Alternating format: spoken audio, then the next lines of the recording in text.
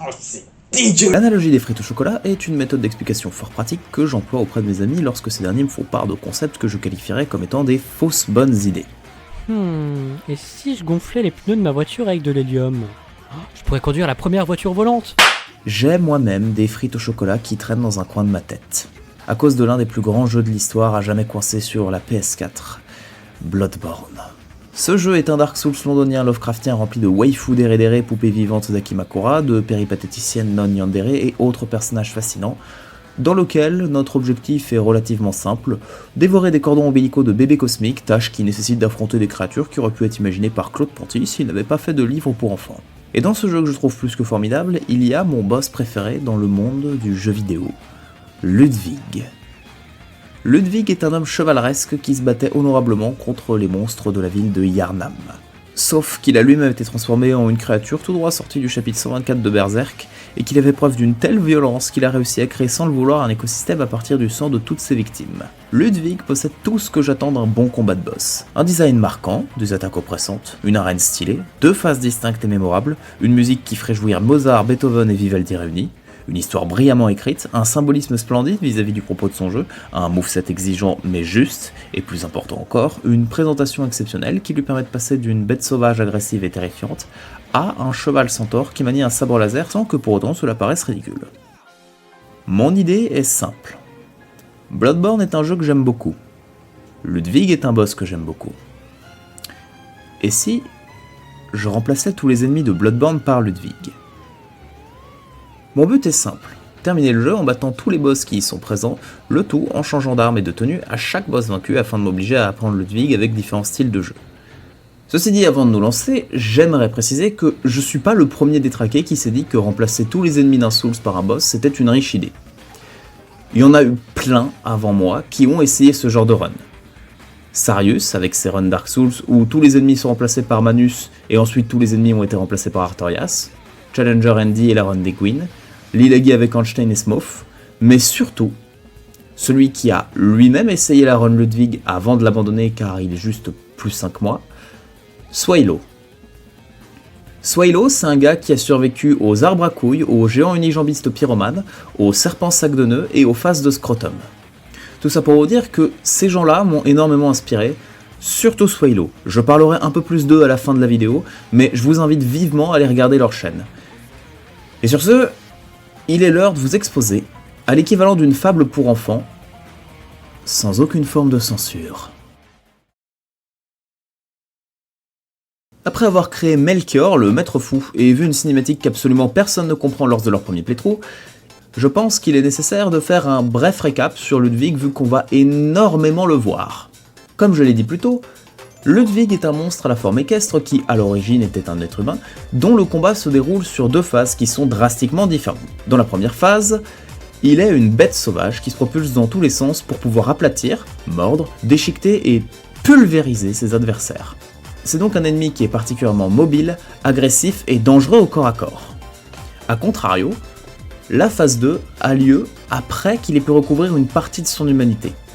Ce qui fait qu'il se met à utiliser sa lame sacrée, l'arme qui transcende le jeu vidéo tout entier depuis plus de 30 ans, l'épée du clair de lune, qui est apparue pour la première fois dans Kingsfield, le tout premier jeu de From Software, le studio derrière Bloodborne, et c'est une arme qui depuis est revenue dans pratiquement tous les titres du studio. Mais ce qu'il faut surtout retenir de l'épée du clair de lune dans notre cas, c'est que cette dernière permet à Ludwig d'envoyer des lames d'énergie magiques, et que ces dernières peuvent ignorer toute forme de surface physique. En d'autres termes, dès le début de la run, je me fais agresser à travers les murs par des Ludwig que je ne vois pas, ce qui évidemment implique une première mort douloureuse, m'amenant ainsi dans le hub de Bloodborne, le rêve du chasseur. Le seul lieu qui est complètement sûr dans ce monde ravagé par la malédiction qui est ma stupidité. C'est ici que j'obtiens ma première arme, le coup précis, qui passe d'une scie à une main à un coup près en un claquement. Alors, je ne vais pas trop détailler le système de combat exclusif à Bloodborne qui est assez fascinant, mais qui malheureusement est complètement obsolète dans notre cas parce que, je sais pas si vous l'avez remarqué, mais il y a eu un léger changement dans l'environnement du jeu. Ce qui fait qu'on peut difficilement profiter des armes qui changent de forme à souhait, ou des pistolets qui habituellement servent à interrompre des ennemis mais qui là, servent à rien parce que tu peux pas interrompre Ludwig dans ses coups. C'est donc équipé d'armes qui me seront très utiles contre une foule de créatures très dangereuses, que je quitte l'infirmerie du début et fonce vers le tout premier checkpoint, le tout en repensant à la quantité de signes évidents que ce que je faisais était profondément stupide. Mais après 2-3 morts, j'atteins la première lampe qui nous permettra de réapparaître en cas de décès et de nous rendre dans le hub. Et je vais en profiter pour faire un petit briefing sur notre objectif actuel. Pour l'heure, notre but est d'atteindre le tout premier boss, à savoir le monstre clérical. Enfin le Ludwig clérical, ne serait-ce qu'une seule fois, afin de pouvoir gagner un point de lucidité. La lucidité, c'est un compteur qui est exclusif à Bloodborne et qui permet de voir des choses qu'on n'est pas censé voir.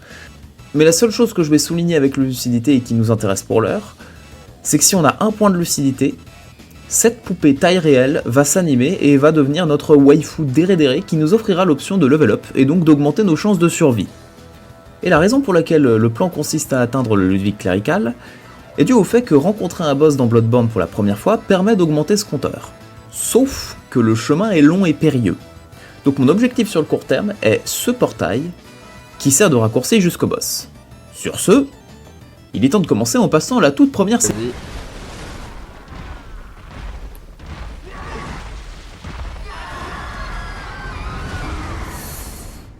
Oh! Bon, ça devait être de la malchance. Je disais qu'il suffisait de passer ce... En fait, je pourrais me soigner, je pense que ce serait nettement plus envisageable. Il semblerait que j'ai un imprévu. Les Ludwigs sont plus violents que je ne le pensais. Dans ce cas, je n'ai qu'à survivre dans un coin pendant qu'ils se blessent en essayant de m'attaquer grâce au Friendly Fire. Que je n'ai pas oublié d'activer dans l'outil de randomizer, ce qui ne m'a pas poussé à remélanger les Ludwigs afin d'avoir la case du Friendly Fire de cocher. Maintenant, j'ai juste besoin de survivre. Et pour ça, j'ai qu'à me soigner en cas de blessure et spam la touche des... Bon, une petite erreur. Il me suffit de retenter et... Oh oui, c'est vrai que... les soins dans Bloodborne sont pas comme dans Dark Souls ou Elden Ring. Ils sont limités. Oh, si ce n'est que ça, j'ai qu'à aller tuer le Ludwig blessé du tout début en 1v1. Je ne vois absolument pas en quoi combattre un boss de DLC en n'utilisant aucun soin dans un environnement restreint pourrait être... Bon, après avoir vaincu ce Ludwig qui était affaibli, on va acheter quelques stocks de fioles de sang, voilà. Oh, et au passage, on va acheter un nouveau drip. Et voilà, on est reparti pour une promenade de santé. Après tout, je n'ai qu'à survivre suffisamment longtemps à une dizaine de Ludwig qui m'attaquent en simultané jusqu'à ce que suffisamment meure, ce qui ne représente absolument pas une péripétie sur laquelle je ne devrais m'attarder.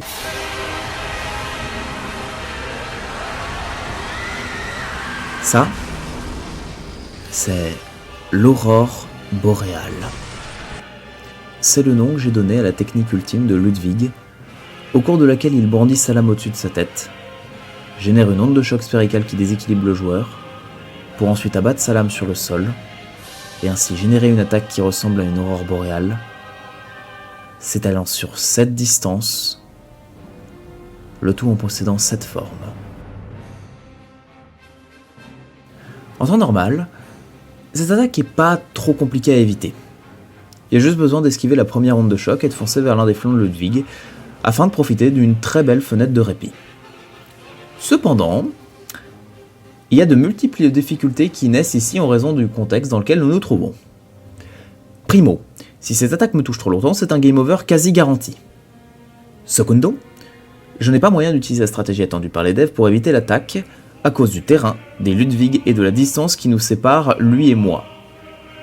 Tertio, il est beaucoup plus difficile d'éviter l'attaque si l'on est éloigné, à cause de la dispersion de cette dernière, et il est impossible d'esquiver l'attaque avec des roulades ou des dashs, vu qu'il s'agit d'une question de positionnement et non de timing. Quarto, au moment d'abattre sa lame, Ludwig peut se réorienter de façon à mieux m'atteindre si j'ai bougé, ce qui signifie qu'il est capable de corriger sa trajectoire. Quinto, admettons que j'arrive à éviter l'attaque en courant. Les autres Ludwig existent toujours, et je suis toujours sous le feu des lames d'énergie et de toutes leurs autres attaques. Ce qui fait que je peux être coupé dans ma course et me faire détruire à tout moment. Sexto, pour une raison qui m'est obscure, quand un Ludwig décide de réaliser une aurore boréale, tous les autres Ludwig en phase 2 décident de le rejoindre, même s'ils ne m'attaquaient pas à ce moment-là.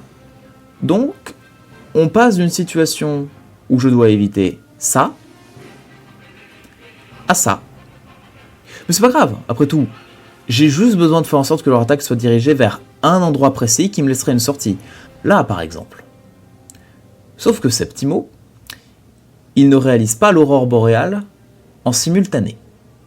Il y a un très léger décalage de moins d'une seconde, qui fait que si je cours au moment de la première aurore boréale, la trajectoire de la seconde aurore boréale sera corrigée. Puis ce sera pareil pour la troisième. Et si jamais je viens à me faire toucher par une seule aurore boréale, même partiellement, mon momentum sera anéanti et je me prendrai une autre aurore. Mais cette fois-ci ce sera en entier. Dans ce cas, pourquoi ne pas utiliser la stratégie du quit out? Après tout, dans Dark Souls ou Elden Ring, quitter le jeu réinitialise le comportement des ennemis et leur position, non? Eh bien c'est parce qu'Octavio, ici je cherche à faire en sorte qu'il y ait des Ludwig qui deviennent des victimes collatérales de tout ce que je suis en train de vivre. Sauf que lorsque je quitte le jeu et le relance, leur barre de vie est réinitialisée. Et même dans le scénario improbable où j'arriverai à faire en sorte qu'un Ludwig de la masse meure, ce dernier reviendrait à la vie si jamais je venais à quitter le jeu. Là où habituellement, si un ennemi dans un Dark Souls meurt, tant que je ne me meurs pas moi-même, ou que je ne me repose pas un checkpoint, cet ennemi reste mort. De plus, ma vie à moi n'est pas reset, et les Ludwig peuvent m'attaquer avant la fin du chargement. Ce qui fait que le quit out n'est pas une option. Il y a d'autres paramètres dans ce problème que je ne vais pas vous lister, mais je pense que vous saisissez la situation. S'il y a une aurore boréale, ma tentative actuelle d'essayer de passer les Ludwig est ruinée, soit à cause du quit out, soit parce que je meurs.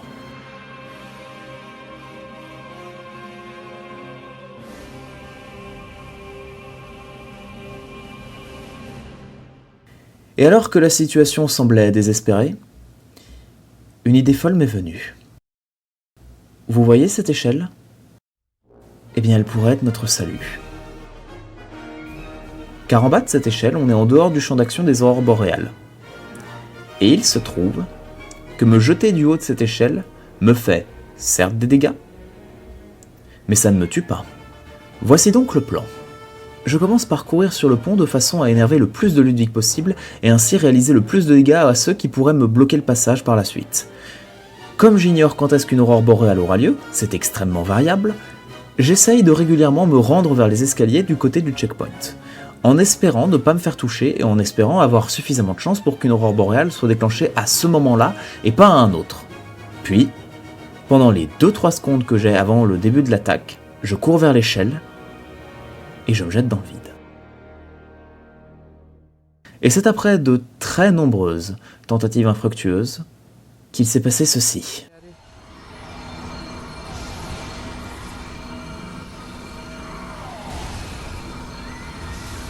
La vie est une... Bon, il y a un Ludwig en bas de l'échelle. Et il faut que pendant ma chute, j'ai suffisamment de chance pour qu'il ne réalise pas une attaque qui puisse me toucher au cours de la chute, ou pendant l'animation de récupération de la chute de mon personnage.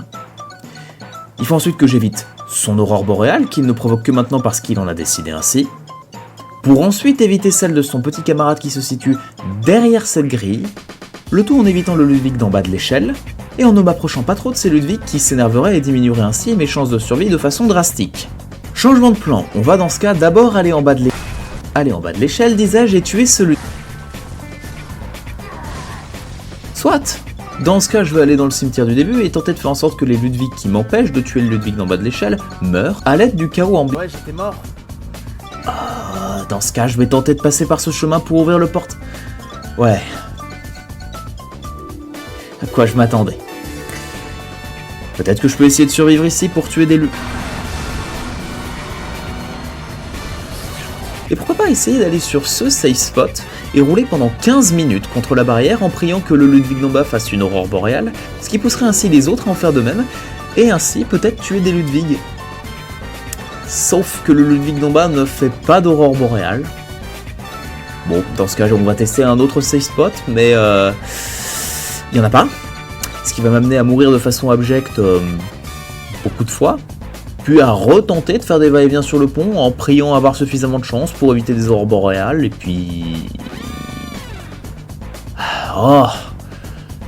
Et puis zut, hein, tu sais quoi, je vais juste essayer de foncer dans le tas, mourir peut-être des dizaines de fois, si ce n'est des centaines, mais à un moment donné, ça va bien passer.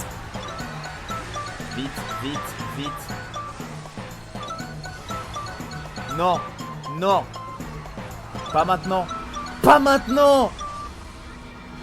J'étais sur la place. J'étais sur la place. Mais il a fait ce move maintenant. J'ai atteint ce point précis 6 fois. Et à chaque fois, c'était uniquement dû à de la chance. Et sur une de ces fois-là, j'ai fait un quit-out pour éviter une aurore boréale. Et en respawnant, j'ai eu droit à ce comité d'accueil. Et vous voulez savoir ce qu'il y a d'hilarant dans tout ça? Une fois cette place atteinte, il faut encore que je me tape tout ce chemin pour enfin atteindre le portail et l'ouvrir. Et il est temps pour moi de vous révéler une information cruciale pour vous rendre compte de l'état mental dans lequel j'étais à ce moment. Depuis le début de la run, il s'est écoulé 11 heures. Je ne rigole pas, j'ai 11 heures d'enregistrement de moi qui tente 1001 stratégies qui au mieux m'ont permis de passer la première caravane de la première section du premier checkpoint du jeu. Et encore plus drôle, il y a une fois où j'ai failli ouvrir le portail. Mon PC était en train de souffrir à cause des milliards de Ludwig que j'étais en train de le forcer à afficher et à animer, ce qui fait que le jeu a commencé à agir de manière très bizarre et à me propulser dans tous les sens pour au final me propulser devant la grille. Et même là, je suis mort avant de l'ouvrir. La fois où je me suis le plus rapproché de mon objectif est due à des bugs. Il est donc l'heure pour moi d'être honnête avec vous. Car à ce moment précis, j'ai abandonné la run.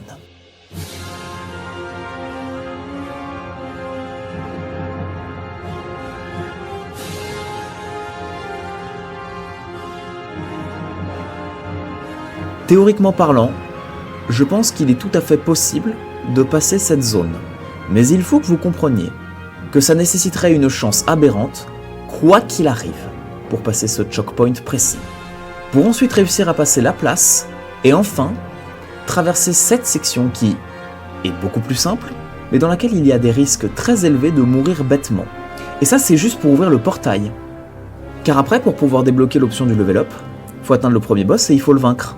Car il y a un détail que j'ai omis, volontairement, le mode de randomizer que j'ai utilisé pour pouvoir changer le jeu fait que la lucidité ne monte pas la première fois qu'on atteint le boss.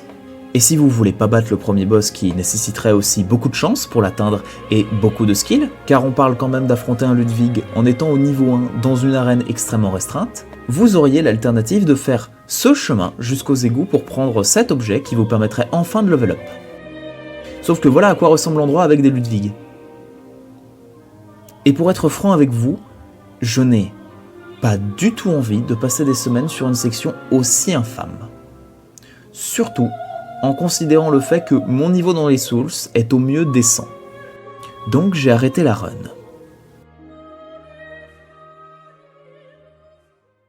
Du moins, j'ai arrêté la run légitime. Car sinon la vidéo s'arrêterait là. J'ai beau avoir échoué de façon complètement lamentable, j'ai quand même envie de voir à quoi ressemble le reste de Bloodborne dans cet état. Ce qui fait que je vais changer les règles maintenant. Désormais, j'essaierai de progresser le plus possible, de façon légitime. Mais si je tombe sur une section que je jugerais comme étant inhumaine, j'utiliserai de la triche, après avoir passé 2-3 heures à essayer de tester des solutions potentielles, que je vous expliquerai. La triche se manifestera soit par le fait de me rendre invincible, soit par le fait de one-shot des Ludwig. Et, juste pour la section du tuto, retirer les Ludwig. En dehors de ça, les règles restent les mêmes. Battre tous les boss en changeant d'arme et d'armure après chaque combat. C'est donc après avoir essayé de me relaxer avec la seule chose capable de me détendre à la suite de tels horaires que j'ai retiré les Ludwig pour aller chercher un savoir du démon et ainsi gagner un point de lucidité, ce qui signifie que maintenant la meilleure waifu déré ever est réveillée et m'apportera du réconfort entre mes séances de singulotomie bilatérale quotidiennes. Mais surtout, elle va me permettre de level up, ce qui ne m'a absolument pas du tout amené à farmer des Ludwig de façon complètement obscène pour enfler artificiellement ma vie, malgré le fait que ça ne rentrerait pas dans le domaine de la tricherie d'après mes règles vu que ces niveaux hypothétiques ne proviendraient que du nombre d'échos du sang que lâche Ludwig à sa mort. Après tout, ce serait vraiment un mouvement de lâche d'augmenter à ce point son nombre de niveaux dans la vie, et vraiment ce serait pas.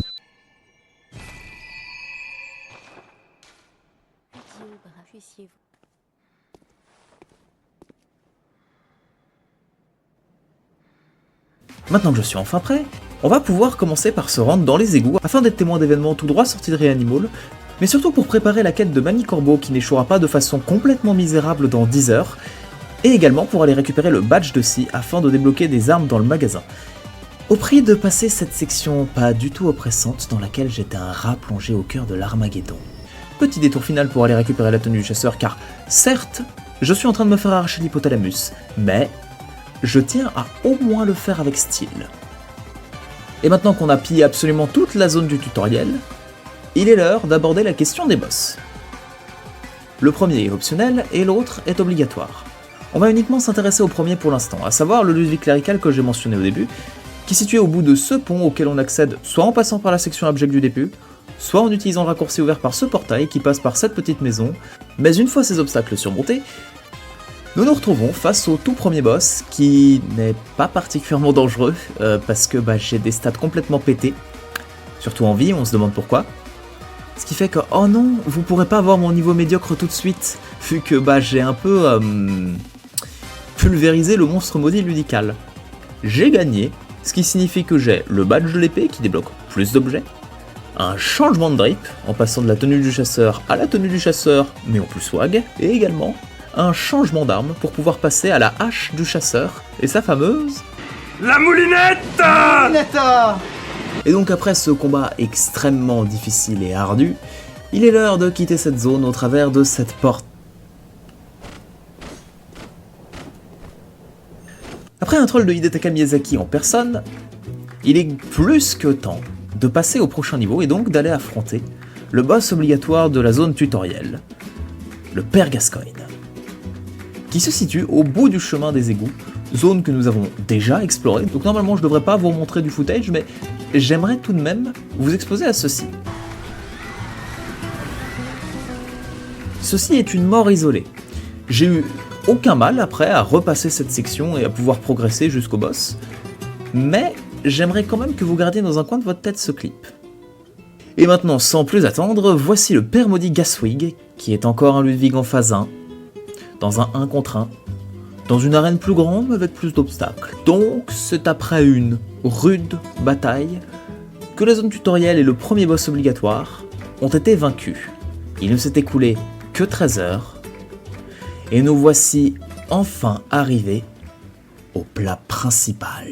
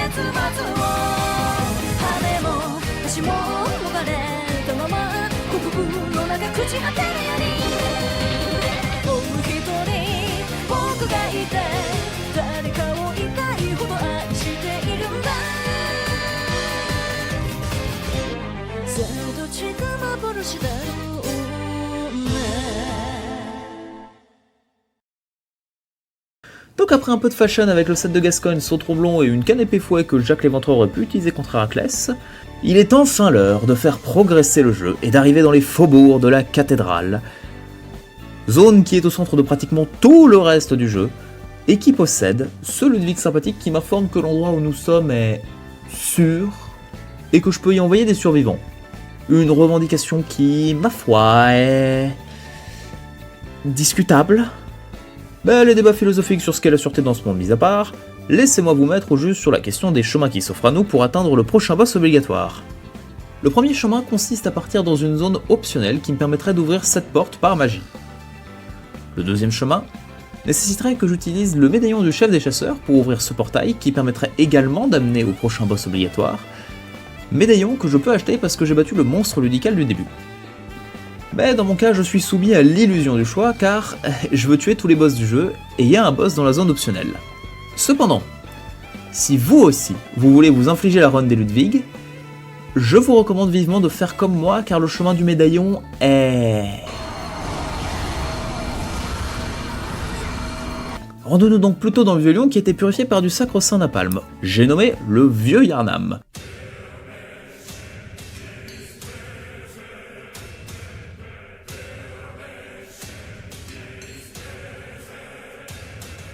Le vieux Yharnam est une zone que ce mec appelé Djura a décidé de défendre car les Ludwig d'après lui sont gentils. Et habituellement, Djura me canarderait avec sa Gatling, sauf qu'il se fait vieux et a oublié comment s'en servir, donc je n'ai absolument rien à craindre de la zone. Après m'être jeté d'un immeuble, je casse la gueule à ce perso de Mad Max qu'est Djura et lui vole son badge pour pouvoir acheter des armes de la faction des barils de poudre, qui jugent qu'une arme ne vaut rien si elle n'a pas de recul. Une idéologie que je prendrais bien le temps d'apprécier si les gentils Ludwig ne voulaient pas me massacrer. Est-ce qu'ils ont crucifié des monstres? Est-ce qu'ils organisent des bûchers pour s'auto-immoler? Non, non, non, non. En dehors de ces excentricités, et du fait que même avec une carte j'ai réussi à me perdre, y a pas vraiment eu de moment de panique ou de détresse dans le Yharnam. Si, j'ai eu un jumpscare. Mais sinon, j'ai pu aller affronter le Ludwig affamé sacré en 1v1. Ce qui fait que j'ai débloqué un calice qui me pourrait m'offrir une quantité d'heures de jeu infinie via les donjons du calice. Mais je n'ai, étrangement, pas très envie de me rendre dans des niveaux générés procéduralement où les ennemis seraient remplacés par Ludwig.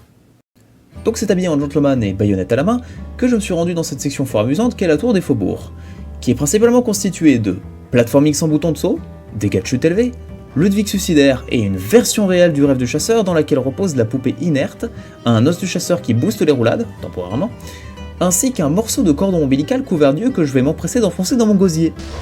Alors cet endroit peut paraître compliqué à aborder, mais je vous conseille vraiment de passer par là, et donc de faire le vieux Yharnam, si vous voulez tenter cette run, car vous aurez un chemin surprenamment plus simple jusqu'au raccourci par rapport à l'alternative qui vous est offerte, mais aussi et surtout, vous pourrez faire un détour pour récupérer le badge de l'épée radiante qui possède le set de l'explorateur des tombes, qui est très intéressant pour des raisons que je spécifierai plus tard. Et maintenant que cette grille est ouverte, le jeu s'ouvre énormément car 3 boss s'offrent à nous. Le prochain boss majeur qui est très proche et très simple à accéder, que nous ferons plus tard, et 2 boss optionnels, l'un d'entre eux étant au bout de Henwick Charnel Lane, aka le décor du prochain film de Tim Burton, avec des monstres épiques dotés d'épées magiques. Ce niveau est très amusant, car il faut survivre à des Ludwig en étant dans des situations aussi étranges qu'inconfortables. Comme ce moment merveilleux où j'étais en bas d'un ascenseur qui sert de raccourci, et où je me suis rendu compte que les attaques des Ludwig possédaient une orientation verticale. Ce qui signifiait que ces Ludwig là-haut pouvaient m'atteindre. L'autre source principale d'amusement de cette section, c'est ces trous sans fond dans lesquels je peux très facilement tomber. Notamment sur ces toits où il y a tous les Ludwig qui ont décidé de se placer à un endroit qui leur permet de m'attaquer avec l'angle parfait pour m'envoyer rejoindre des poissons. Ce qui fait que je suis obligé de les bait un par un à un spot où je dois prier qu'ils tombent avant moi. Donc après avoir joué à ce petit jeu pendant une bonne heure, la fin de cette zone génialissime m'amène aux sorcières d'Emvik. Et contrairement à d'habitude, j'ai décidé de m'attarder sur ce combat car il ne s'agit pas d'un 1v1 classique. Si vous êtes familier avec les sources de From Software, vous avez probablement l'habitude des combats comme le Roi sans nom, qui repose principalement sur un apprentissage de patterns variés et qui nécessite une maîtrise du gameplay. Sauf qu'à la base, les boss de From Software étaient principalement basés sur le concept de gimmick, où chaque boss possède une mécanique qui lui est propre. Prenons un exemple de Dark Souls 1 avec le papillon du clair de lune. Le gimmick de ce boss est qu'il vole au-dessus du pont sur lequel on se trouve, et qu'il va nous envoyer des salves de projectiles magiques, jusqu'au moment où il aura besoin de se poser pour pouvoir se reposer, nous offrant ainsi une ouverture pour pouvoir l'attaquer. Ça, c'est une forme de gimmick. Et Bloodborne possède beaucoup de combats de ce type. Et parmi eux, il y a le combat contre les sorcières d'Emvik, un combat de boss composé de 2 ennemis qui se rendent invisibles, qui invoquent des sortes de fantômes, et qui peuvent se ranimer mutuellement si on ne les tue pas en simultané. Et il s'avère que le randomizer permet aux 2 Ludwig présents dans le combat d'être invisibles, du moins jusqu'à ce que je m'approche d'eux, et d'invoquer à l'infini d'autres Ludwig. Du coup, je suis bien évidemment mort une première fois, mais comme les espèces de fantômes n'apparaissent pas sans lucidité, j'ai juste acheté des trucs au pif dans le magasin à lucidité, et je suis retourné affronter deux Ludwig qui n'attaquent que si je suis proche d'eux, donc en vrai, ça allait. Mais il fallait quand même que je les tue en même temps. C'est donc pas un combat qui est excessivement compliqué, mais ça veut dire que le randomizer permet à certaines mécaniques spécifiques de boss de fonctionner avec les Ludwig. Mais c'est un problème pour le mois du futur, donc jusqu'ici tout va bien. Ceci étant dit, j'ai pas fait tout ce combat uniquement pour rayer un nom de ma liste de boss. Car il se trouve que les sorcières gardaient ceci, l'atelier des runes de Karil. Un outil extrêmement pratique qui permet de profondément altérer notre personnage avec des runes, qui chacune possède des effets spéciaux comme plus d'argent, plus de soins, plus de vie, plus de résistance et tout un tas de bonnes choses. Maintenant intéressons-nous au dernier boss optionnel qui s'offre à nous pour le moment, le tout habillé avec les vêtements du vieux à la Gatling et armé de son enfonce-pieux. Et pour une fois, je vous déconseille de faire ce boss si vous essayez la run car il apporte pas vraiment grand chose contrairement aux sorcières. Tout d'abord il faut accéder à un endroit de nom mystique de Yahar'gul, le village invisible, un coin qui est très sympathique où nous reviendrons plus tard après qu'il soit passé des choses. Mais pour le moment on va y accéder via cet ennemi, ce Ludwig, qui doit me tuer pour pouvoir m'emporter dans un sac en chantonnant baboum baboum, on vous prévient, ne faites pas les malins, et m'enfermer dans une cellule sans verrouiller la porte, ni retirer mes armes, ni mettre de geôlier pour me surveiller. Bon, je vais pas m'en plaindre car il y a 2-3 objets sympathiques comme ce tonitruce que j'ai envie de prendre, au modeste prix d'ensuite aller dans ce coin de rue et de perdre 1h30 sur un Ludwig coincé dans des escaliers qui est incapable de se déplacer et qui bloque le seul chemin vers notre boss. J'adore perdre du temps et des ressources bêtement, donc après un peu de magie, nous voilà passés et face à la sombre lame Luarl, dans un 1v1 qui prouve que j'ai encore des statistiques trop élevées pour avoir besoin de devenir bon au jeu. Et maintenant qu'on a battu tous les boss optionnels disponibles pour le moment, il est temps de cosplayer notre waifu au prix de toutes nos défenses, et d'utiliser l'épée des fanboys de Ludwig pour aller tuer une jeune femme qui semble beaucoup apprécier sa transformation en loup-garou, puis en Ludwig, dans un combat où je possède une arme efficace contre Ludwig que j'ai recouverte de napalm. Et bien évidemment, après avoir tué de façon cruelle et sordide ce pauvre Ludwig, nous allons toucher ce grain de brillant qui va nous permettre de voir une conversation dont le sujet est du sang d'alien tout à fait normal entre un élève et son maître atteint de démence, ce qui va nous permettre d'apprendre un mot de passe que l'on va pouvoir sortir à un squelette qui garde la prochaine zone majeure qui n'est autre que les bois interdits.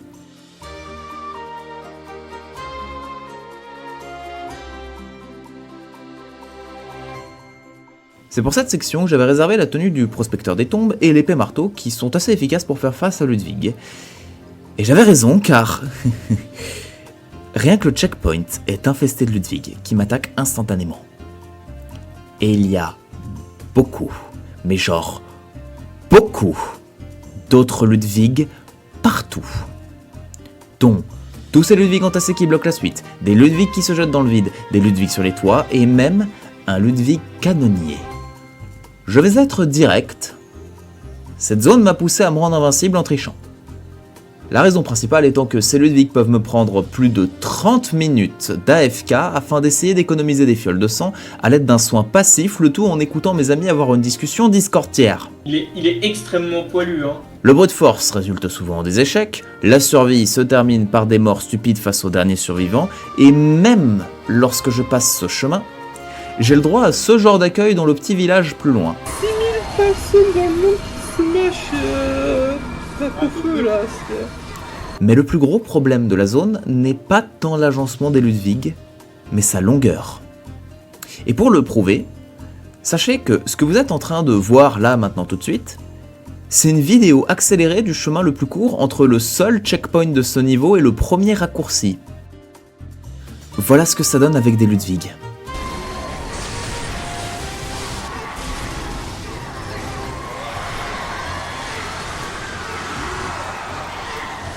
Ce passage n'est pas impossible, mais je pense que c'est à nouveau une question de temps, de patience, de skill et surtout de chance que je ne possède pas.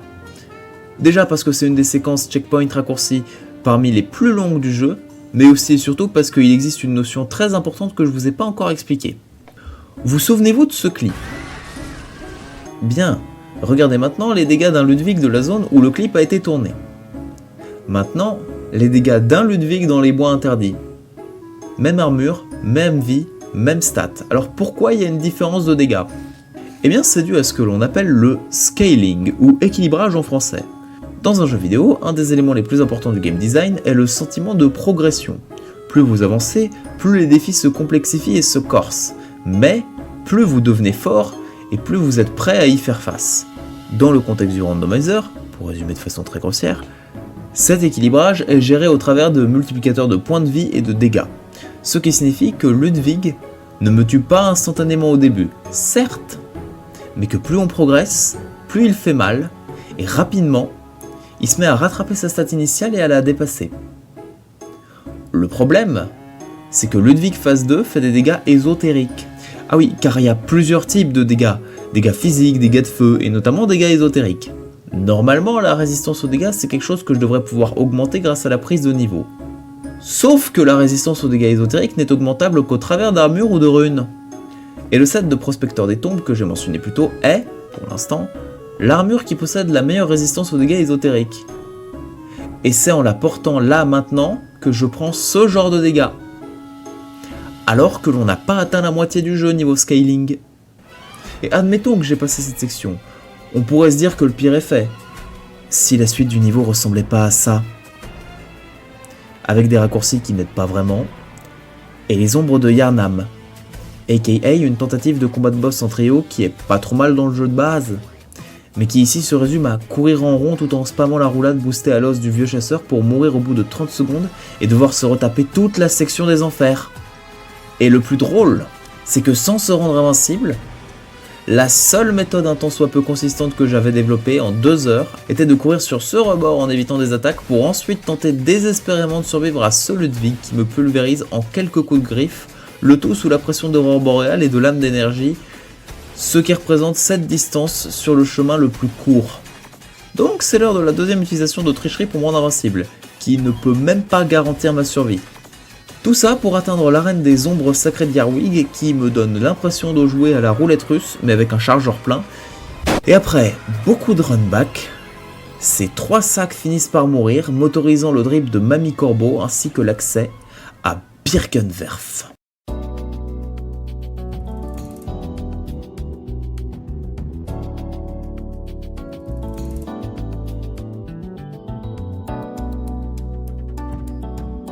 Qui est l'une des zones les plus simples du jeu, dans laquelle j'ai juste à tourner autour d'un bâtiment dans lequel j'ai autant d'avenir que dans ma fac, et où une étudiante très sérieuse m'attend pour m'inculquer du savoir. Sauf que je ne peux pas l'entendre, le son de ces rotules qui se brisent sous le coude des Ludwig est beaucoup trop fort. Étonnamment, à l'exception de cette jeune femme, j'ai pas tant souffert ici. Il y a certes eu un professeur qui a subi le destin tragique de dommages collatéraux, mais en dehors de ce fait minime, j'ai réussi à atteindre le boss de cette section en toute tranquillité.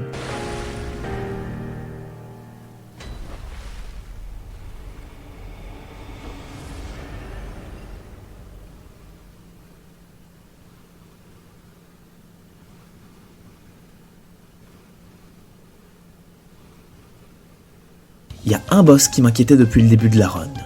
Il s'agit de Rom. Rom, c'est cette chenille qualifiée d'araignée stupide, qui peut invoquer des petites araignées autour d'elle, envoyer des météorites, faire des ondes de choc cosmiques, se téléporter après avoir atteint certains paliers de vie, et faire apparaître de nouvelles araignées à chaque téléportation.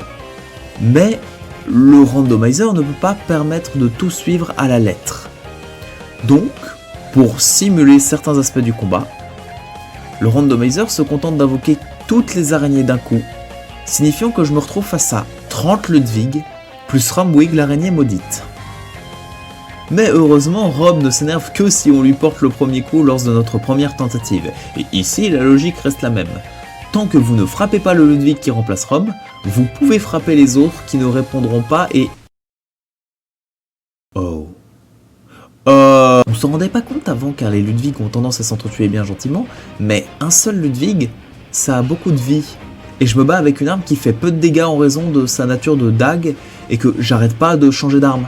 Donc j'ai commencé à tuer 2-3 Ludwig avant de me rendre compte qu'il me faudrait 2 heures, le chiffre est pas exagéré, pour tous les tuer. Et comme le gros fainéant que je suis, j'ai triché et one-shot tous les Ludwig sauf celui qui remplace le boss pour avoir un 1v1, au cours duquel il s'est passé ça.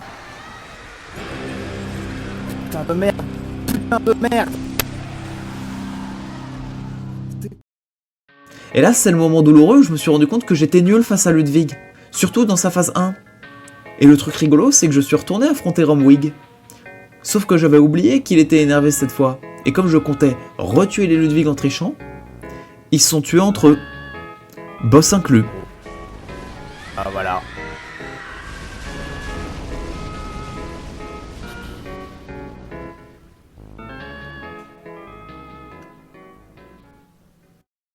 J'avais vraiment eu le somme de tricher sur un boss, surtout après m'être rendu compte qu'il était faisable de façon légitime. Et j'ai continué en étant si dégoûté que après avoir fini la run, j'ai décidé de modifier mon fichier de sauvegarde de façon à ramener Rom à la vie et de pouvoir aller le réaffronter. Et cette fois-ci, j'ai décidé de ne pas tuer instantanément les Ludwig afin de me punir. Mais j'ai quand même utilisé une arme que j'ai améliorée au niveau max vu que mon personnage était à la fin du jeu.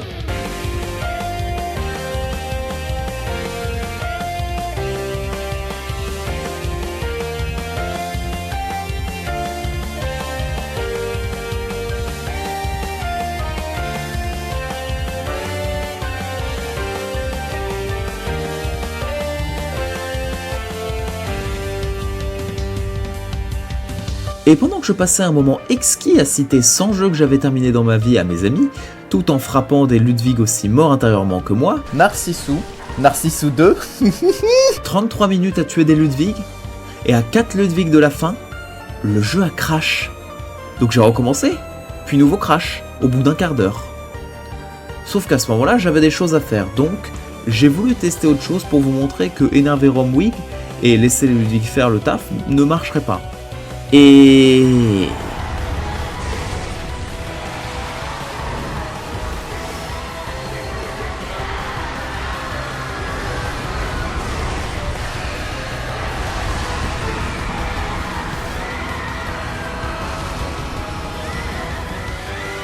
il est mort. J'ai réussi à survivre suffisamment longtemps pour qu'il meure. Chose que je ne pensais pas possible.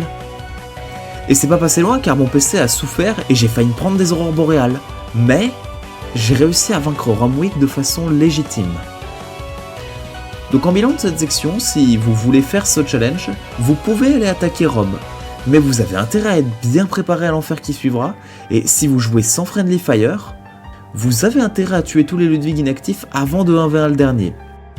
Maintenant, il est temps de voir une femme enceinte contempler la lune, alors qu'elle s'est fait arracher son bébé de son ventre.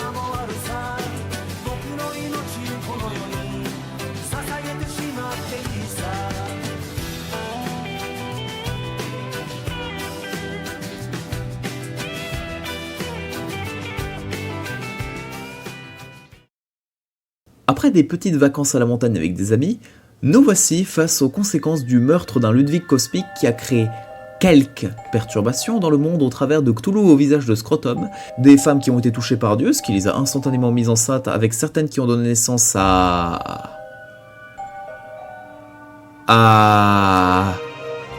Mais tout ceci ne change rien à nos affaires, car quoi qu'il arrive, il faut que nous progressions et donc que nous retournions à Yahar Ghul qui a un peu changé. Et là arrive une nouvelle section délicate qui me frustre. Vous voyez ces Ludwig? Eh bien, l'escalier sur lesquels ils se tiennent est la suite du jeu. Problème, les Ludwig en question sont un peu spéciaux, car il remplace ses ennemis qui réapparaissent en boucle à cause de cette femme. Et dans le randomizer, la mécanique marche toujours, donc je fais face à une infinité de Ludwig, tout en cherchant à passer dans ce goulot d'étranglement peuplé d'autres Ludwig, avec en supplément ce mec qui essaye de m'attraper et de me téléporter en haut des escaliers, sans oublier qu'une seule attaque de Ludwig me fait ça. Donc désolé, mais j'ai encore eu à tricher, car même une fois passé ces escaliers, il y a des lasers abjects tirés par King Kong version Poulpe, des Ludwig, encore plus de Ludwig, et vous connaissez la chanson. C'est encore une fois probablement faisable, mais j'ai pas 10 ans devant moi. À ce moment-là, j'avais très peur que l'entièreté des zones à venir soit tout simplement injouable et me pousse toutes à tricher. Mais c'est la dernière zone de l'histoire principale où je pense qu'il est vraiment déraisonnable de ne pas tricher. La deuxième moitié des Argul inclut une partie de la zone que l'on avait explorée plus tôt dans la run. Et avant que je me lance dans ce défi, je pensais que j'aurais eu besoin de tricher ici, mais à l'exception de ce petit passage qui possède des Ludwig infinis, mais qu'il est possible de passer, il n'y a que les 3 brigands qui pourraient représenter une menace en raison de leur synergie importante, avec celui qui utilise un fouet accompagné d'un lance-flamme pour gérer la mi-distance, l'homme qui utilise une baïonnette et un canon pour courir de grandes distances, et celui qui se bat au corps à corps. Un tel trio nous laisse dubitatifs quant à la question de comment Melchior pourrait les vaincre.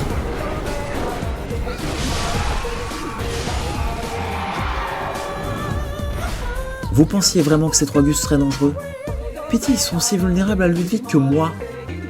Mais sinon, c'est de grandes rues assez peu peuplées qui mènent au seul autre boss face auquel j'ai triché, le Ludwig Kironaki. Habituellement, il ressemble à juste un boss de Resident Evil 8, mais là, c'est Ludwig, sauf qu'il y a un mec accroché au bout de son épée. Ce qui me fait un peu rire, mais truc un peu moins marrant, c'est la référence à Demon's Souls sur les remparts qui nous entourent, car dans ce combat, il y a le gros tas de choses sur la place, et les espèces de sorcières à clochettes qui te harcèlent de sorts. Et il y a bien 5 des 6 Ludwig en hauteur qui sont la variante P2. Donc lame d'énergie, aurore boréale, tout ça. Ma stratégie initiale, c'était tourner en rond dans l'arène afin de faire en sorte que le Ludwig boss meure, sauf qu'il arrive toujours à se mettre en retrait et donc à ne rien prendre. Ensuite, j'ai essayé d'aller le frapper, mais pareil, ça donnait pas grand chose. Puis, j'ai tenté de monter les escaliers en colimaçon et j'ai eu la brillante idée d'essayer de survivre là, dans un environnement très restreint, sans avoir la garantie que le Ludwig que je veux voir mourir soit touché par les autres, et sans pouvoir sortir alors qu'un enchaînement d'aurore boréale pourrait retentir à tout moment. C'est à ce moment-là que j'ai manqué de patience et que je me suis rendu invincible comme le gros loser méprisable que je suis, ce qui fait que je l'ai tué. Ça m'a pas plu, et après avoir fini la run, comme pour le boss précédent, j'ai modifié ma save pour ramener celui Kironaki et j'ai retenté de le tuer, ce qui a donné ce try dans lequel j'ai juste eu de la chance et où je suis quand même mort en même temps que lui. Mon personnage était quand même en fin de jeu, donc avait des meilleurs stats, mais je pense que ce boss était faisable dans ces conditions, notamment grâce à un item dont je reparlerai plus tard. Mais pour l'heure, rentrons dans la Goon Cave, qui nous offre l'accès à une université qui habituellement est remplie d'étudiants qui aiment jeter des fluides visqueux blancs, ce qui ne change guère ici. Cette zone est très courte et peu utile, comme dans la vraie vie, et ne sert qu'à plonger plus profondément dans l'enfer psychologique de la run, au travers du cauchemar de Mensis et sa tour de Sauron qui rend fou de par sa simple existence. Nous sommes dans un endroit similaire au rêve du chasseur, à savoir une dimension abstraite, au détail près qu'ici je n'ai pas de réconfort, à la place j'ai juste des salles remplies de Ludwig qui me fixent le regard rempli de jugement. Oh, il y a aussi un fanboy de Ludwig qui meurt bêtement. La première section de cette zone est assez tranquille, à part quelques salles inquiétantes. Atteindre l'ascenseur est donc pas trop compliqué, mais le hic c'est que j'avais oublié que je voulais faire du contenu annexe. Donc après avoir entamé un projet, j'en ai commencé un autre, et je me suis rendu dans la frontière du cauchemar, qui est probablement l'une des zones les plus étranges de cette run. Tenez, vous entendez ça ? C'est le bruit d'un camping-car qui ziote du haut d'une falaise. Oh merde! Mais surtout, c'est le bruit que fait le jeu quand il n'y a pas 1000 lames d'énergie, et de bruits de chevaux en souffrance qui retentissent. En d'autres termes, c'est le bruit du silence. Cette zone est une nouvelle forme d'horreur psychologique qui repose sur mon vécu, jouant de mes traumatismes avec des Ludwig en typose qui font semblant d'être inactifs, mais qui peuvent te voir et observer ton âme. La frontière du cauchemar est aussi le marais empoisonné de ce jeu signé Hidetaka Miyazaki, ce qui signifie que je peux attendre patiemment que des Ludwig meurent dans le poison tout en contemplant ce qui pourrait être une mort certaine en fonction des choix de vie douteux que je m'apprête à prendre. Vraiment, cette section c'est le pays du AFK et c'est tellement reposant que pendant que je jouais à un visual novel, j'ai eu un arrêt cardiaque parce qu'il y a un Ludwig qui a spontanément décidé de faire une aurore boréale. Oh merde. Merde, aurore boréale, je me réveille. Oh mais ça me touche pas. En autre point notable concernant ce niveau, il y a bien la cinématique du meilleur perso de l'histoire du jeu vidéo, Patches, et une section de marais avec beaucoup de Ludwig énervés, mais ça c'est assez ordinaire à ce stade-là, et beaucoup moins inquiétant que des Ludwig anti-pause. En dehors de ça, le boss est assez simple à atteindre et à combattre. C'est à nouveau un Ludwig en phase 1, en 1v1, mais cette fois-ci j'ai une matraque électrique. Ce petit détour étant effectué, nous pouvons retourner dans le cauchemar de Mensis afin d'aller battre la viande du leader des Gunners avec ce joli marteau explosif. Micolash est le meilleur boss du jeu de base qui possède un total de 2 attaques, le tout en courant dans un décor de la trilogie originelle de Star Wars et en faisant des bruits exceptionnels. Il s'agit d'un boss de type PNJ comme les 3 Brigandis Argul, et donc il n'est pas remplaçable par Ludwig. Par contre, toutes les marionnettes qu'il invoque sont des Ludwig qui participent à son spam de tentacules anti-personnages féminins et à ses invocations du système solaire pour créer un cocktail dont le principal ingrédient est ma moelle osseuse. Mais toutes les bonnes choses ont une fin et il est l'heure de dire adieu à Micolash dans un contexte extrêmement oppressant et anxiogène dû à la quantité de potentielles attaques mortelles affichées sur mon écran, mais nous pouvons nous réconforter avec plus de contenu annexe car je suis très mauvais dans l'organisation de mon emploi du temps et que j'ai décidé de me rendre au château de Cainhurst. Comme je viens de le dire, le niveau qui va suivre est optionnel, et heureusement car ça signifie que si vous reprenez le flambeau, vous n'aurez pas à le faire. Car si le château de Cainhurst fait partie des meilleurs niveaux de From Software, ici il est abject. Déjà, il faut retourner dans les bois interdits pour aller dans 7 grottes secrètes qui possèdent 7 échelles de plusieurs kilomètres qui débouchent sur le début du jeu de l'autre côté de 7 grilles. Une fois là, il faut qu'on fuit des Ludwig sur les toits et entendre leur bruit étouffé une fois à l'intérieur du bâtiment.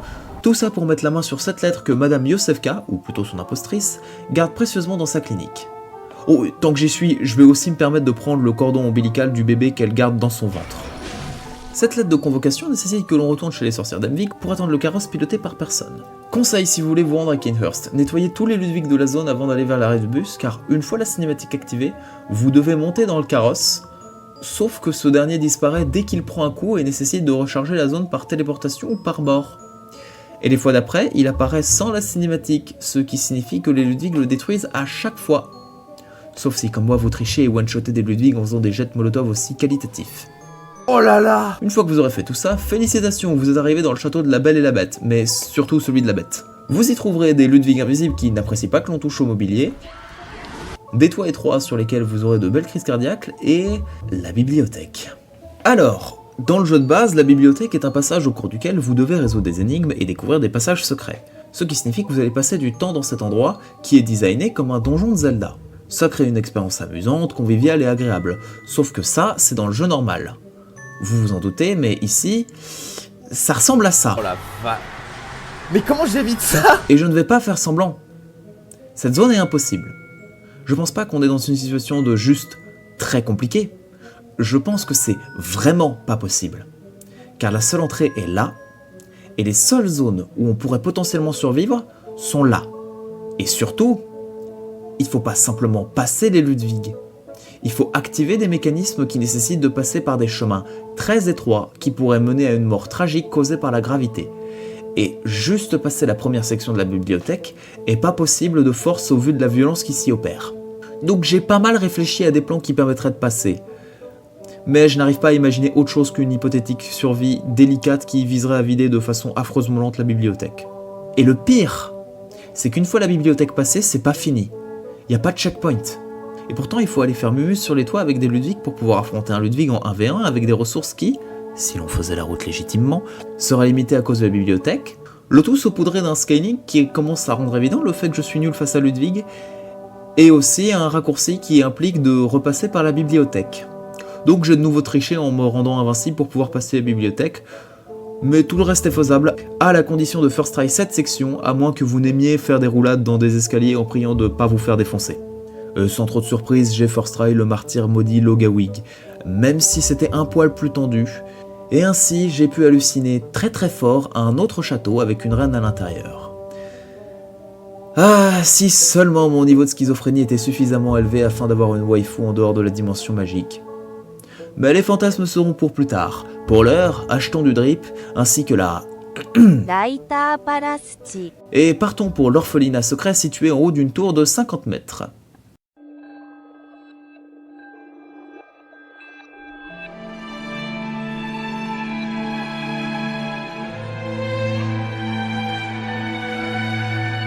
Petit quiz pendant le trajet, devinez quand est-ce que je reçois une attaque en provenance de la nouvelle zone. Ouais, c'est assez rassurant de savoir qu'un seul Ludwig puisse me faire aussi mal, mais heureusement, le pont très étroit et pas du tout anxiogène menant à l'orphelinat est magique et permet au Ludwig de faire une chute que le sol n'amortira pas suffisamment bien. Et après de longues minutes de panique, nous voici dans les très accueillants faubourgs de la cathédrale supérieure, peuplés habituellement de bébés cosmiques mutants de Resident Evil 8, mais ici remplacés par beaucoup de Ludwig qui nous offrent deux chemins. D'un côté, la probabilité très faible mais existante de pouvoir progresser dans ma vie et d'évoluer en tant qu'être humain. Sauf que mes rêves se feront briser en boucle par une lumière gigantesque qui me vaporisera. Et de l'autre côté, la stagnation mais entourée de Ludwig pacifiques qui se contenteront juste de juger très très fort mes choix. Et après une expérience culinaire douteuse, j'ai progressé dans ce qui fut autrefois un orphelinat et qui aujourd'hui est devenu une section de jeux d'horreur avec des chandeliers tombants, des couloirs étroits, des échelles interminables et d'autres joyeusetés qui nous amènent à l'un des combats les plus rudes de toute la run. Connaissez-vous les Schtroumpfs ? Connaissez-vous les Todd ? Ok, imaginez une fusion des deux. Est-ce que vous l'avez dans votre esprit ? Bien. Maintenant, admirez ce que Miyazaki a imaginé. Charmant, hein ? Et vous voulez savoir ce qui est encore plus charmant ?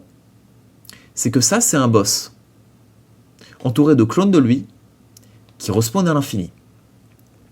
Concept rigolo, boss un peu marrant, je vois absolument pas en quoi ce gimmick pourrait être une purge dans notre...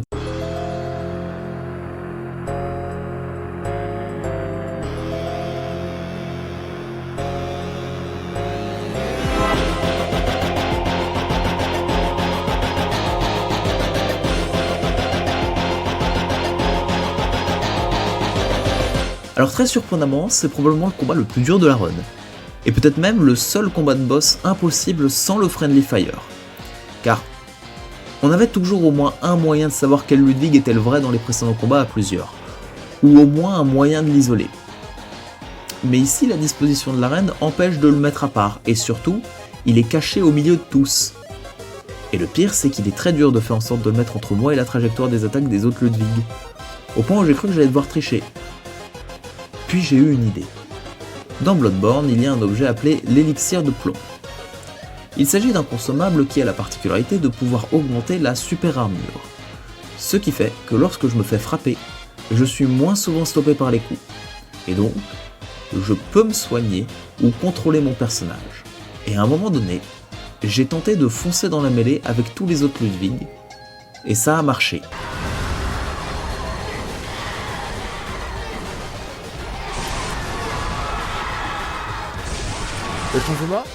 J'ai pu mieux survivre Ludwig et tenir jusqu'à la mort du Schtroumpf Ludwig grâce à l'élixir de plomb.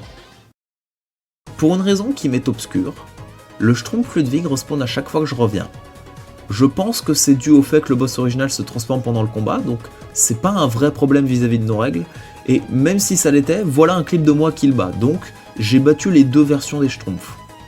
Maintenant qu'on a ce checkpoint, on peut aller affronter l'autre boss optionnel de cette zone, Luditas, la fille maudite, qui consiste en un 1v1 contre un Ludwig boosté aux hormones niveau stat, que j'affronte avec un poignard de chasseur de monstres plus 3, ce qui a rendu le combat difficile, mais qui m'a permis de mieux comprendre et maîtriser Ludwig en phase 1. Et avec tout ça, tous les boss optionnels de Bloodborne ont été faits, ce qui nous laisse uniquement avec la nourrice sacrée de Ludgo, qui se trouve au bout du Pig Feasting Route, ou le spot de farm le plus opti si Lucan Dungeon n'existait pas, la dernière section du jeu qui est pénible mais surmontable. Le vrai danger c'est les patrouilles car elles sont toutes en décalé, ce qui fait que lorsqu'on en passe une, on est pris entre deux feux rendant la situation délicate. Mais une fois le raccourci atteint, il n'y a absolument plus rien à craindre et aucune mort possible sur la route menant au boss. Qui est un Ludwig phase 2 en 1v1 avec la Shikage, ou l'arme du Weeb, tout en portant une cage sur ma tête, ce qui fait que le combat se passe assez tranquillement. Mais avant d'aller finir le jeu et de se réjouir de notre victoire illégitime, il est l'heure de faire un petit détour dans une zone secrète du cauchemar de Mensis en se jetant du haut d'une cage mouvante dans un building qui possède l'un de mes plus gros traumatismes. Ces monstres font partie des seuls sur lesquels le randomizer n'a pas marché correctement, faisant que Ludwig spawn sur leur tête. Et c'est un gros problème car le simple fait d'exister près d'eux crée de la folie, ce qui a des conséquences néfastes sur ma santé mentale et physique. Et tout ce chemin pour faire tomber un très gros cerveau qui se prenait pour Sauron. Essayez d'aller le voir dans le but de faire une emote très spécifique afin de gagner 7 reliques, avant de me rendre compte que comme il est considéré comme un ennemi, il a été remplacé par un Ludwig agressif, ce qui fait que l'objet que je voulais récupérer, la rune de lune qui donne plus d'argent, est inaccessible. Mais aucune importance, je suis pas du tout fâché d'avoir perdu 30 minutes de ma vie à revivre des traumatismes pour rien. Après tout, il ne reste que le boss final avant que je sois enfin libre de ce... L'œil d'un chasseur ivre de sang appelle les chasseurs dans le cauchemar du chasseur. Une créature difforme viendra le chercher devant la chapelle d'Oed. Ah, The Old Hunters, la meilleure extension vidéoludique de l'histoire. Avec ses doyens kamikazes, ses créatures évoluant dans de sombres cavernes et qui attendent de vous déchiqueter, et ses filles escargots qui tombent du ciel. Un endroit charmant que j'ai déjà commencé. Juste avant Rome en fait. Parce que j'avais besoin de récupérer des armes présentes dans la première section. Donc j'ai affronté 0 boss, mais j'ai eu le temps de voir... le terrain.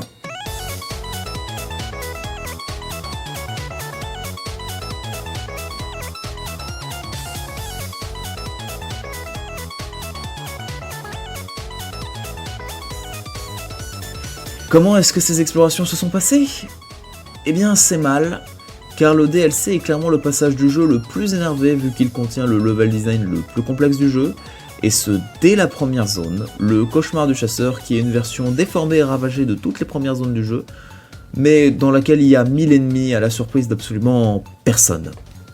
Dans la run, j'avais triché ne serait-ce que pour ouvrir le premier raccourci.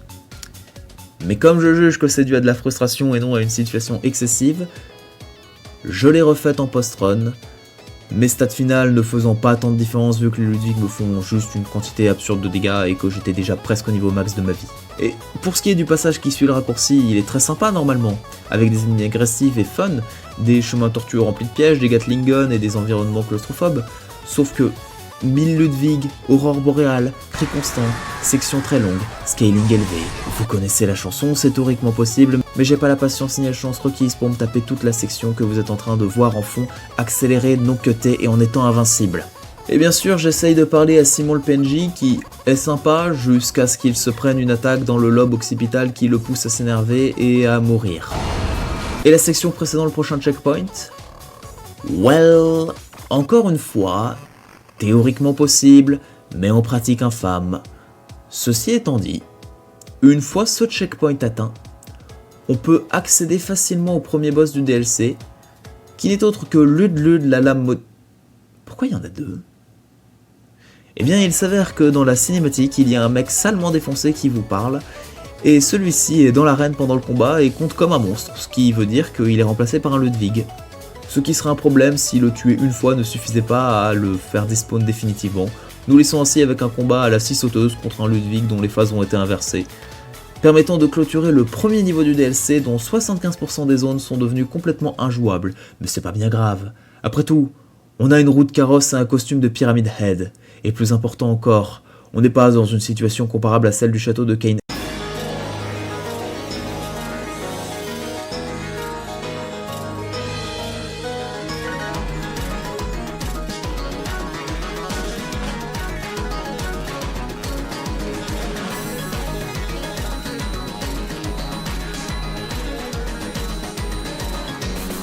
Bienvenue dans le laboratoire de l'église du remède, un endroit convivial rempli de PNJ au dialogue inspirant comme... Mais, ce qui caractérise surtout cette zone, c'est que je la juge comme étant la plus dure du challenge, et donc l'une des deux seules zones que je qualifierais d'impossible. Comme vous pouvez le voir, ce niveau est construit autour de sa verticalité, Sauf que les Ludwig peuvent attaquer avec n'importe quel angle, aurore boréale incluse. Problème, on n'a pas le contrôle de notre axe vertical dans l'espace. Ce qui fait qu'il n'y a aucun moyen de pouvoir éviter certaines aurores boréales. Donc il faut quit out si on veut survivre. Ce qui implique la résurrection et le soin de tous les Ludwig, dont ceux qui bloquent activement les passages pour progresser. Admettons qu'on arrive à tout passer sans tricher et que l'on active le levier qui change toute la structure du niveau afin de relier cet escalier à la porte du boss. Eh bien sachez qu'après ce changement, vous aurez droit à ça au checkpoint.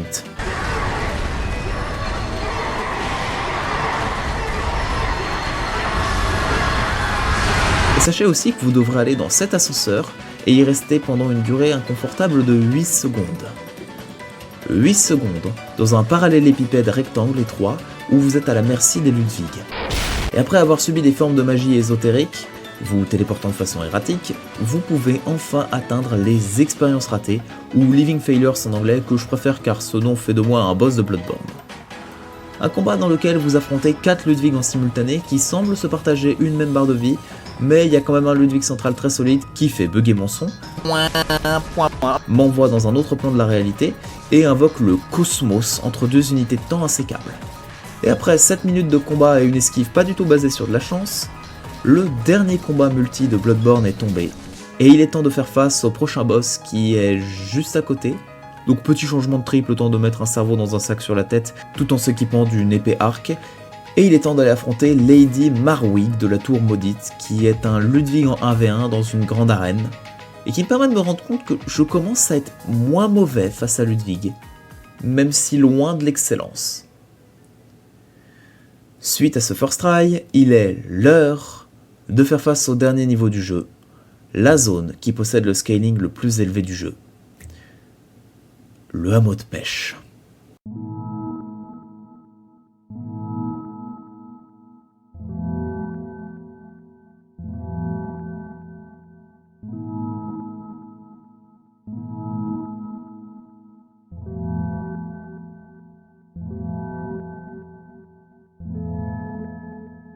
J'avais triché très tôt dans cette section, et même dans tout le niveau, mais c'était dû à la fatigue de la run, ce qui fait que j'ai décidé de refaire toute la zone et de voir ce qu'il est possible de faire. Mais sans surprise, me voilà bloqué au premier tournant du premier checkpoint parce que cette ruelle est un virage à 180 degrés avec un Ludwig dans cette cabane qu'il faut que je tue pour pouvoir espérer tenir une position ici. Sauf que je dois avant ça me débarrasser de ce Ludwig qui pourrait bloquer de potentielles retraites, tout en gardant en tête que de l'autre côté de cette palissade, il y a une armée de Ludwig et qu'il y en a un qui m'attend ici. À tout ceci s'ajoute le Ludwig de Schrödinger qui est buggé dans une cabane jusqu'au jour où son bug le propulse derrière moi et lui offre l'opportunité de me lacérer en petits morceaux. Et pour ceux qui pensent que le brute force est une alternative,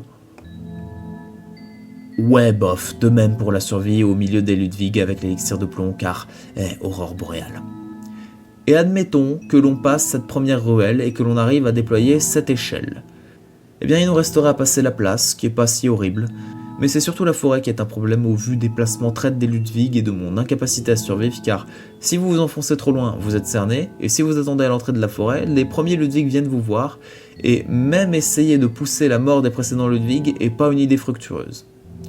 Donc la première moitié du dernier niveau du DLC me paraît théoriquement faisable, si vous survivez assez longtemps, mais pratiquement elle est inhumaine, ne serait-ce que pour les dégâts qu'infligent les Ludwig.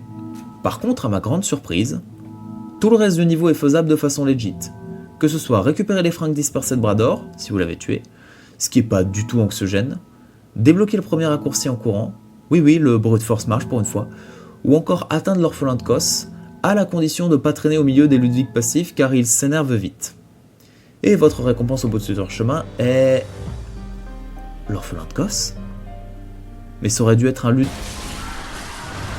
Le 563e Ludwig en 1v1 sans aucune forme de distraction. Oh merde! Bon ok, il y a une forme de distraction, mais rien de bien inquiétant, ce qui fait que nous pouvons libérer l'orphelin de Kos de ce cauchemar, et aller affronter Ludens, le premier maudit, boss optionnel du DLC que j'ai affronté avec une arme que j'ai créée en me taillant les veines, dans un combat qui m'a permis de me rendre compte de jusqu'où nous sommes arrivés.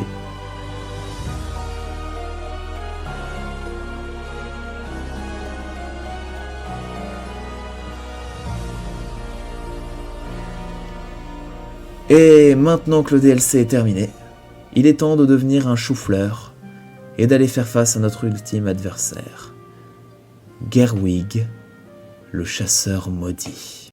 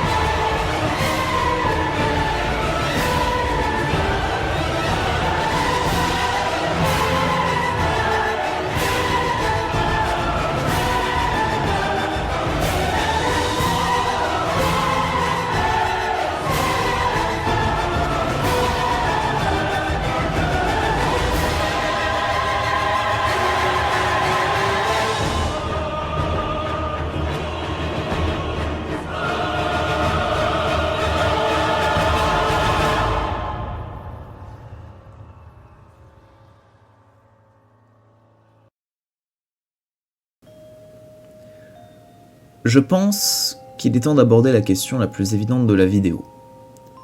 À quoi bon ? À quoi bon passer 40 heures de ma vie étalée sur une semaine et demie à jouer à une version inhumaine de Bloodborne ? À quoi bon réaliser une vidéo qui est sur un sujet aussi spécifique et si inutile que la run des Ludwig ? À quoi bon passer pour un loser en raison des multiples triches ? La réponse à ces questions est ma curiosité. J'ai toujours aimé les challenge runs des jeux Souls signés From Software. Mais là où d'habitude les gens s'intéressent aux personnes qui finissent tous les jeux d'affilée en no hit au niveau 1, à des performances qui requièrent principalement du skill, Moi, je préfère me pencher sur les catégories anormales de détraqués qui consistent à jouer au jeu dans des conditions non prévues par les devs. L'une des vidéos qui m'a le plus marqué dans ce domaine a été faite par Imfa, un mec spécialisé dans ce genre de défi ultra spécifique, et dans l'une de ses vidéos, il a réussi à finir Dark Souls 3 sans utiliser les déplacements classiques, et c'est incroyable de voir la quantité d'efforts et d'énergie qu'il investit dans des trucs aussi cons que passer 2 échelles par exemple. Et de là, j'ai découvert les runs où tous les ennemis sont remplacés par des boss précis. J'ai déjà mentionné plusieurs noms au début, mais je trouve ça fascinant, car c'est pas des runs où la maîtrise du gameplay est la chose la plus intéressante, et où c'est même pas les boss qui nécessitent le plus de skills qui sont les plus intéressants, car si tu sais te battre contre Malenia d'Elden Ring en 1v1, et que tu venais à faire une run où tous les ennemis sont remplacés par elle, et bah t'aurais pas vraiment de difficulté, car la seule vraie difficulté ce serait les combats de boss obligatoires, vu que tu peux complètement courir à côté de Malenia et l'ignorer. Par contre, remplacer tous les ennemis de Dark Souls 3 par l'arbre maudit, ça c'est intéressant, car c'est pas un boss dur dans le contexte où on l'affronte, mais sa façon de fonctionner le rend particulièrement dangereux, et transforme la run en puzzle pour citer Swaylo. Et c'est ça qui m'a le plus plu. Je suis aussi très content d'avoir appris à mieux me battre contre Ludwig, mais je suis surtout content des plans que j'ai conçus spécialement pour faire face à des scénarios extrêmement spécifiques dans lesquels Ludwig serait un endroit où il ne devrait pas être. Et ce, même lorsque je n'ai pas réussi à l'appliquer jusqu'au bout. Car le procédé était toujours amusant.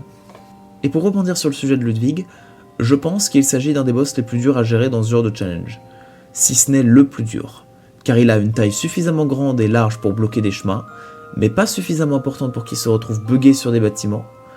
La phase 1 est spécialisée dans le corps à corps, la phase 2 la distance, avec des attaques qui passent au travers des murs et qui ont un bon tracking, ainsi que des dégâts compliqués à réduire. Je pourrais aussi parler du tutoriel du jeu, pendant lequel l'option de level up n'est pas disponible. Je pourrais parler des sections très longues du jeu, des ennemis qui respawnent à l'infini, mais ce qui rend la run si infâme, c'est l'aurore boréale que j'ai déjà beaucoup trop détaillé. Mais malgré tout, il y a quand même beaucoup d'autres boss vraiment horribles, et au bout du compte, c'est difficile d'affirmer qu'un boss est pire qu'un autre. Ils ont chacun leurs difficultés et particularités qui rendent les runs distinctes et uniques. Ce qui fait qu'il reste encore des boss intéressants dans Bloodborne avec lesquels s'amuser pour ce genre de run. Déjà, il y a Laurence, qui est ce gros Wendigo enflammé qui aime bien déverser des torrents de lave un peu partout, ce qui serait vite un problème dans une run, je pense, et il s'avère que Laurence est actuellement, au moment où j'écris ce script, le boss que Swaylo a choisi pour sa prochaine vidéo. Si cette vidéo est sortie entre temps, moi du montage vous le dira, et quoi qu'il arrive, je vous mettrai un lien vers elle dans la description, car je pense que si vous avez regardé jusqu'ici, ça pourrait vous plaire. Mais si je devais vous recommander un boss sur lequel vous pourriez faire une vidéo, je vous encouragerais à faire l'Orphelin de Kos, le boss final du DLC, ce qui peut paraître surprenant, mais je l'ai testé moi-même, phase 1 et phase 2 présentes en même temps, et en vrai je me suis non seulement beaucoup amusé pendant les 20 minutes d'essai, mais en plus j'ai réussi à atteindre ce spot. Ce qui me laisse croire que ce serait faisable. Alors, difficile, mais faisable et beaucoup plus amusant que les Ludwig. Donc si vous essayez, voici les paramètres du randomizer que j'avais mis pour avoir ce genre de résultat. Et d'ailleurs, pareil pour Ludwig, même si j'espère que j'aurai réussi à vous donner l'accès à la seed, chose que je ne peux pas vous promettre car j'ai peur que YouTube me tombe dessus. Alors, il s'est écoulé 2 mois depuis que j'ai enregistré la vidéo, et depuis il y a eu des évolutions. Déjà Swaylo a sorti la run des Laurence qui est très bien, ainsi que 2 autres vidéos, ce mec est vraiment un monstre. Et ensuite, il y a eu une vidéo sur la run des Orphelins de Kos. Cette dernière a été faite par quelqu'un qui se fait appeler Slane, et qui l'a faite sans Friendly Fire, ce qui est assez balèze. Cependant, je maintiens ce que j'ai dit, faites une vidéo sur cette run car, et c'est pas une critique, lui il a fait la run en n'ayant que la phase 1 de l'Orphelin à ses trousses, et sans s'intéresser au contenu annexe. Ce qu'il a fait reste impressionnant et intéressant, mais je pense qu'il y a moyen d'aller plus loin. Je vais quand même ajouter une autre recommandation de run qui n'a pas encore été faite, à savoir une run où tous les ennemis seraient remplacés par Paarl, un monstre mort-vivant qui génère de la foudre, run que j'ai essayé, et en 1h15 j'ai réussi à vaincre le monstre clérical. J'avais le Friendly Fire d'activer. Cette run serait nettement plus simple que d'autres runs que j'ai pu traiter au préalable ou alors que la run des Ludwig, mais je pense tout de même que faire une vidéo sur son cas pourrait être rigolo. Fin d'interruption. De même, si vous voulez émuler Bloodborne, je vous mets à disposition quelques ressources que j'ai utilisées, car la run m'a beaucoup donné envie de rejouer au jeu Vanilla, et j'ai vraiment beaucoup aimé le refaire après tout ce temps. L'émulation est devenue vraiment solide et stable sur PC, je trouve au vu des galères que la commu a eu pour tout faire marcher. Encore bravo à eux, ils sont des héros. J'aimerais une dernière fois recommander la chaîne de Swaylo qui, même en dehors de ses défis de psychopathe, fait des vidéos que je trouve marrantes, et notamment des animations dans celle-ci qui sont très spécial, mais dans le bon sens du terme. Merci encore à lui pour ses conseils et sa bénédiction sur ma run. Enfin, si vous vous posez la question, les frites au chocolat étaient probablement une des expériences culinaires les plus pénibles de ma vie.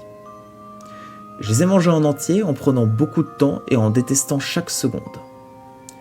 Mais le burger que j'ai mangé après était probablement le meilleur burger que j'ai pu manger de ma vie.